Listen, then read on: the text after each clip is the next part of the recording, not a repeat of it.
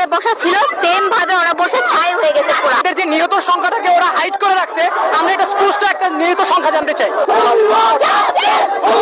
আমরা দেখছি ছোট্ট শিশু থেকে সবাই এখানে এসেছেন এবং গতকালকের ঘটনার সুষ্ঠু বিচার এবং সুষ্ঠু তদন্ত তারা চাচ্ছেন। এটাই আমাদের জবাব আর কি। আজকে যে আমাদের মারা গেছে তারা আমাদের টিচারদের গায়ে কেন হাত তুললো, এটার জবাব চাই আমাদের। ইতিমধ্যে আপনারা যেমনটি দেখছেন তারা কিন্তু বিভিন্ন প্ল্যাকার্ড ফেস্টুন হাতে নিয়ে এখানে উপদেষ্টার গাড়ি আসার কথা রয়েছেন, শিক্ষা উপদেষ্টা, সেই গাড়িকে লক্ষ্য করে তারা ভুয়া ভুয়া স্লোগান দিচ্ছেন এবং যে ফেস্টুন ব্যানারগুলো হাতে নিয়ে আছেন সেগুলোতে কিন্তু বিভিন্ন ধরনের লেখা লিখে নিয়ে এসেছেন যে অস্ত্র নয় কলম হাতে দাঁড়িয়েছি এবং লাশের নিরাপত্তা চাই। বাংলাদেশের প্রথম 5D AI ইনভার্টার যুক্ত সর্বোচ্চ বিদ্যুৎ সাশ্রয়ী যমুনা এয়ার কন্ডিশন। মূলত তারা যেমনটি জানাচ্ছিলেন যে গতকালকের ঘটনায়, বিমান বিধ্বস্তর ঘটনায় লাশ গুম করা হয়েছে বলে এবং লাশের সংখ্যা কমানো হয়েছে বলে তাদের দাবি তারা দাবি করছেন। আমরা একটু জানার চেষ্টা করবো আজকে কেন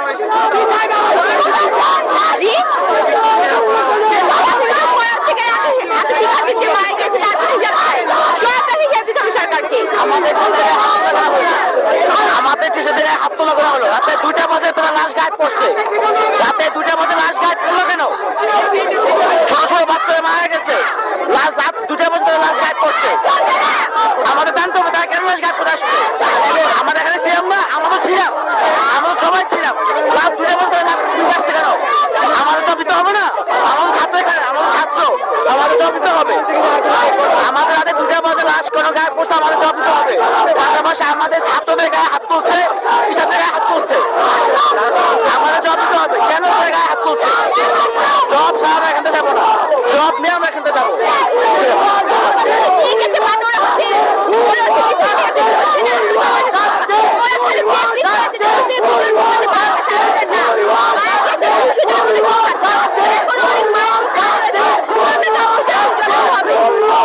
গতকালকের সেই নির্মম ঘটনা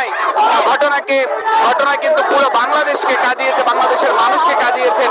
আমরা দেখেছি যে ছোট থেকে বড় সবার মধ্যে কিন্তু একটি শোক প্রকাশ।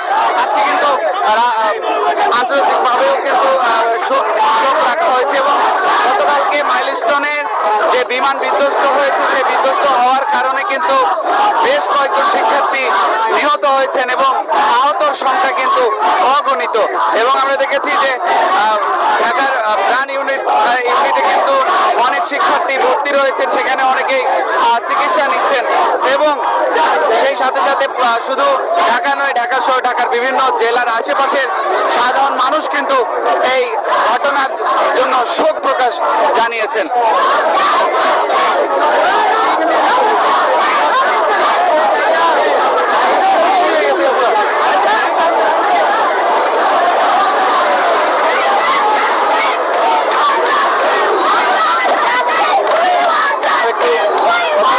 আজকে কেন এখানে এখানে আমাদের প্রশাসন থেকে বলা হয়েছে যে 19 থেকে 20টা মাত্র লাশ নাকি মানে লাশ পেয়েছে, তারা মারা গেছে। কিন্তু আমরা মাইলস্টোনে তো পড়ি, আমরা জানি প্রত্যেকটা সেকশনে 30 থেকে 35টা বাচ্চা পড়ে। যেখানে আমরা দেখতে পাচ্ছি যে 2টা ক্লাসের কিছুই অবশিষ্ট নাই, একদম সব পুরো ছাই হয়ে গেছে। ওইখানে পিছনের জানালা দিয়ে আমরা নিজের চোখে দেখেছি যে বাচ্চাগুলো যেভাবে চেয়ারে বসা ছিল সেম ভাবে ওরা বসে ছাই হয়ে গেছে পুরো। রাত প্লাস এটা গেল প্লাস রাত 1:30 থেকে 2টার দিকে অ্যাম্বুলেন্স কলেজের ভিতরে ঢুকছে যাতে আমরা লাশ না দেখতে পারি। ওরা যখন চুপি চুপি লাশগুলো বের করতেছিল হোস্টেল থেকে, ছেলেগুলো নেমে আসছে ডাক্তারের জন্য। ওদের সাথে খারাপ ব্যবহার করা হয়েছে, ওদের উপর অমানবিক অত্যাচার করা হয়েছে। তো আমি তো নিজে জানি এখানে 100+ বাচ্চা মারা গেছে, তাহলে কেন প্রশাসন বলতেছে যে 19 থেকে 20টা মাত্র বাচ্চা মারা গেছে? আমাকে বুঝান। প্লাস এখন কি হয়েছে আমি জানি না, মাঝখানে কি হয়েছে ওটা আল্লাহ করছে। প্রথমে যখন F7 যখন আকাশে উঠলো তখন তো তারা নিজেরাও জানতো যে এটা 1976 সালের ত্রুটিপূর্ণ প্লেন, তাহলে কেন এটা যা আকাশে উঠতে দিল? তো তার যেহেতু এটা প্রথম প্রশিক্ষণ, তাহলে সে কেন এই ত্রুটিপূর্ণ দিয়ে প্লেন দিয়ে কেন প্রশিক্ষণ তাকে করতে দেওয়া হইতেছে?